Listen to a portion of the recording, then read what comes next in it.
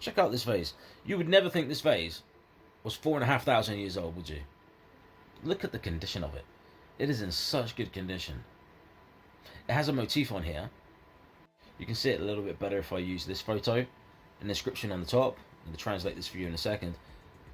I'll put the motif over the top with the line art, and I'm going to translate it with the line art, but I'll give you a close-up of the inscription quickly first.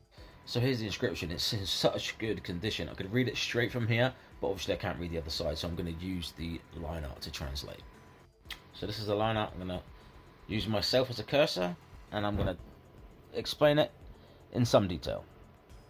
Top line, as always with the Sumerian inscriptions, royal Sumerian inscriptions, it's telling us who the inscription is dedicated to, and it says Nin Gir Su.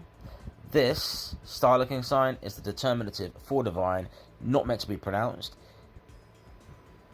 If you were to pronounce it, you would pronounce it as Dingir, but you wouldn't always pronounce it as Dingir in this inscription. There's a couple of times, 3 times actually, where it's taking on different value, and that's here. You pronounce it as An. You pronounce it as An here. Sorry, twice only twice. Every other time it's referring to a deity. And both of these instances, it doesn't really hold any grammatical function, but I'll get to that. So it says Nin Gir Su, or Sang Enlil Ra. So or Sang Enlil Ra is telling us a bit about who Nin Gir Su is. Or Sang means warrior. This is again it's telling us that what follows is the name of a divine entity, and it's Enlil. Enlil was one of the divine triad, one of the highest gods of the Anunnaki, if not the highest. And Ningirsu was his son, and he was often referred to in inscriptions as the warrior of his father. He's the warrior of Enlil. Ningirsu, the warrior of Enlil, or the mighty warrior of Enlil. This line is telling us who wrote the inscription. It says Entemena. None of these signs really have any grammatical function. I mean, they do have base values, but they're really just spelling out a name. Entemena. And then it's going to tell us a little bit about who he is. Let me just make myself a bit bigger. It says Ensi Lagash. Ensi is a title that's almost entirely used with only 2 cities, the cities of Umma and the city of Lagash. I think I have seen it attested in one other city, but mostly it's a title associated with the cities of Umma and Lagash. And Entemena was one of the early Sumerian rulers of Lagash. And then it goes on. It said Shah Pada. Shah means heart, Pada means chosen, and it's saying chosen by the heart. And then it says Nanshe. So it's chosen by the heart of Nanshe. Nanshe was another deity, but I forget what he or she was a deity of. I think it could be a goddess, actually. And then it goes on to continue to tell us who Entemena is. It says Ensi Gal. Same as up here, Ensi, prince, ruler, or governor, but this time it's attached to an adjective meaning great. So it's the great prince. And then, same as the top line, Ningirsu, but this time attached to the genitive case marker on the end. So it's the great prince of Ningirsu, referring to Entemena. And then it says, Dumu en Anatum. Dumu means child. So this is obviously the name of Enmetena's father. And his name was En-Anatum, the child of En-Anatum. This here, as I said, is holding no grammatical function. And then it goes on to tell us who En-Anatum was. And it's just paused it then, sorry, I didn't mean to. But it's just repeating the titles of Enmetena, because Enmetena, this was a kingship, so he inherited the kingship or the dynasty, I should say, rather than a kingship, because it's not quite as powerful as a king, according to all study. So yeah, just repeats. Ensi Lagash. Dumu Enanatum Ensi Lagash. The son of Enanatum, the prince of Lagash, but obviously referring to before him. Next line, it says Lugal. This does mean king. Lugal ki ana kiang Sorry. So the next line says Lugal ki ana angani. So Lugal means king.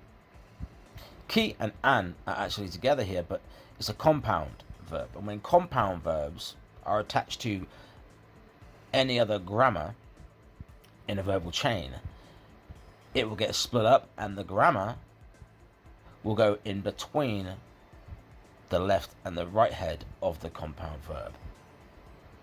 And in here, this is holding no grammatical function, as I stated at the beginning. This is holding all the grammatical function. And it's a part of it is actually attached to this. The N of this an, is the beginning N of this na. And it's the dative case marker. And these two together here is the third person singular possessive marker. So all of this together is stating his king who loved him. And then it says Ningishu again. We've seen this twice already. Should probably be familiar with that now. Attached to the dative case marker. So now this line is saying for Ningishu, it's making no mistake that this inscription is dedicated to the god Ningishu. We're going to see it a couple more times yet still. This line is fairly long and it directly translates a little bit confusingly. So I'm going to break it up into 3 parts. So Gogor says Gogor ku hala. Gogor ku hala. Gogor means vessel or vase. This means silver. Ku means silver. Hala is it's the genitive case marker on the end, which is attached to the word for clean or refined. So it's the vase of refined or the vase of clean silver is what it says. This here is taking on its value E, which means oil. And I have just noticed a mistake. Here, there is supposed to be another sign, which is on the vase, but they've not drawn on the line art. But I have other line art. Let's see if it's on the other line art. Yeah, okay, so this sign is missing from the other line art. I don't know why they did that, but okay, so these two together, itida. This means month, and it's attached to the genitive case marker again. Iti da, and the D of this da is actually the auslock for iti. It's continuing the D from itid. It's rendering it pronounceable. So it's saying all these 3 together. Sorry, itida, itida. It's saying the month. The oil of the month, or the monthly oil. And then we have Nin Gyesu Ka. Nin Gyesu, you obviously know that's the name of the deity of who this inscription is dedicated to, but this time it's attached to the ergative case marker. Because we have the ergative case marker here now, we know that Nin Gyesu is going to be the subject of the verb to come. And this is the verbal chain. Ab tagua. Ab tagua. So ab is the start of the verbal chain. Of this is the meaning of that gets lost in translation, but the B of this ab does have a grammatical function, and in English we would translate it as it. Ta is the ablative case marker stating from, and gu means to, let's switch back to the other line right quickly actually. Gu means to drink. So here we are. Gu means to drink, and is a subordinate marker telling us that this is the end of the subordinate clause within this phrase. The start of the subordinate clause would have been here at oil. And all of this together, and I think I'm going to have to end it after this line because I'm at 9 minutes 16 now. So all of this together is translating as the vase of clean or the vase of refined silver that Ningesu drinks the monthly oil from, is what it says. Oh, and I could probably quickly do this line. Munadim, and that means he fashioned for him. And it's referring to the vase itself, the vase of Entemena. So I'll probably, I might be able to get this in. For his life, it says in this next line. Ningesu, the Temple of 50. I don't know how long this is going to run out of time now. Literally 4 seconds left. So I'll finish it off in the next video.